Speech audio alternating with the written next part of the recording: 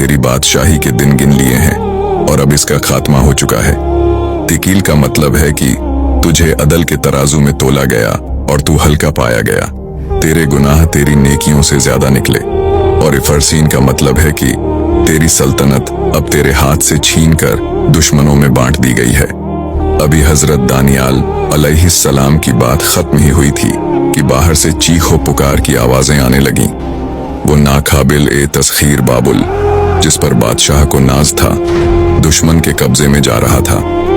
इसी खूनी रात में वो मगरूर बादशाह कत्ल कर दिया गया और बाबुल का वो अजीम उश शान दौर हमेशा के लिए खत्म हो गया। लेकिन दोस्तों, हजरत दानियाल अलैहिस्सलाम की हिकमत के किस्से सिर्फ बादशाहों के दरबारों तक महदूद नहीं थे। क्या आप जानते हैं कि उन्होंने अपनी बसीरत से एक ऐसी पाक दामन औरत की जान कैसे बचाई जिस पर पूरी बस्ती ने बदकारी का झूठा इल्जाम लगा दिया था? और वो कौन से 4 हौलनाक दरिंदे थे जिन्हें दानियाल अलैहिस्सलाम ने अपने ख्वाबों में देखा, जिनका ताल्लुक हमारी आज की दुनिया और कयामत की हौलनाकियों से है?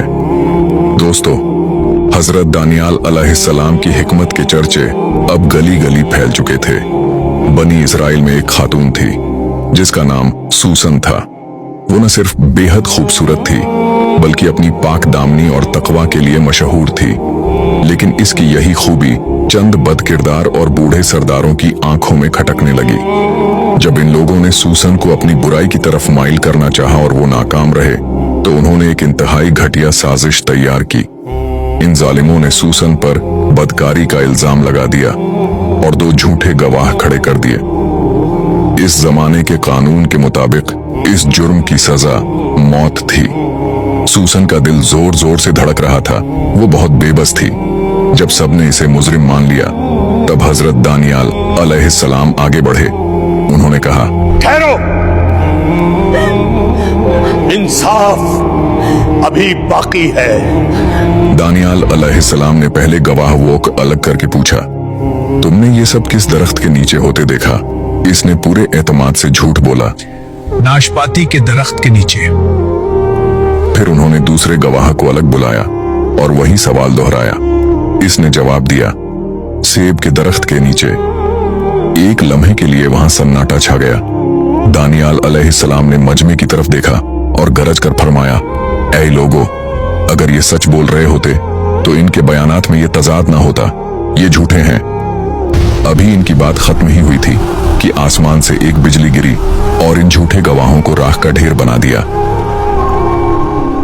सूसन की पाक दामनी साबित हो गई और पूरा शहर दानियाल अलैहिस्सलाम की बसीरत का कायल हो गया। लेकिन दोस्तों, दानियाल अलैहिस्सलाम की असल ताकत इनके ख्वाब थे जो आने वाले जमानों के राजफाश करते थे। एक रात उन्होंने देखा कि आसमान की 4 हवाएं एक बड़े समुंदर से टकरा रही हैं। लहरों के इस शोर से 4 अजीम और हैबतनाक दरिंदे नमूदार हुए जो एक दूसरे से बिल्कुल मुख्तलिफ थे। पहला दरिंदा एक शेर था, मगर इसके पर उखाड़ दिए गए और इसे इंसान का दिल दे दिया गया। ये सल्तनत बाबुल की निशानी थी।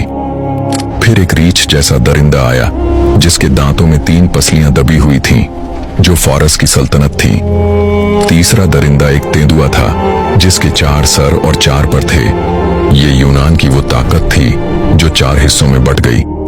सबसे खौफनाक वो चौथा दरिंदा था जिसके 10 सींगों के बीच में से एक छोटा सींग निकला। इस सींग में इंसान की सी आंखें थीं और एक ऐसा मुंह जो तकब्बुर और कुफ्र की बातें कर रहा था। दानियाल अलैहिस्सलाम ने देखा कि ये छोटा सींग पूरी दुनिया को अपनी चालाकियों से अपनी मुट्ठी में ले रहा है। मोरखीन और मुहक्किकीन कहते हैं कि ये चौथा दरिंदा और वो छोटा सींग दरअसल आज की वो ताकतें हैं जो मजहब और इंसानियत के खिलाफ जंग छेड़े हुए हैं। दानियाल अलैहिस्सलाम ने देखा कि जब जुल्म की इंतहा हो जाएगी तब आसमानी गजब नाजिल होगा। इन दरिंदों को गिरफ्तार कर लिया जाएगा और हक ताला के कुद्दूसियों का इक़्तिदार कायम होगा।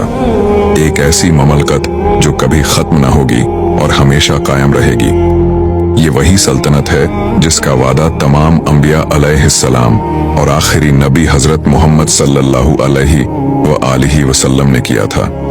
लेकिन दोस्तों, क्या आप जानते हैं कि दानियाल अलैहिस्सलाम की इन पेशीन गोइयों में اس آخری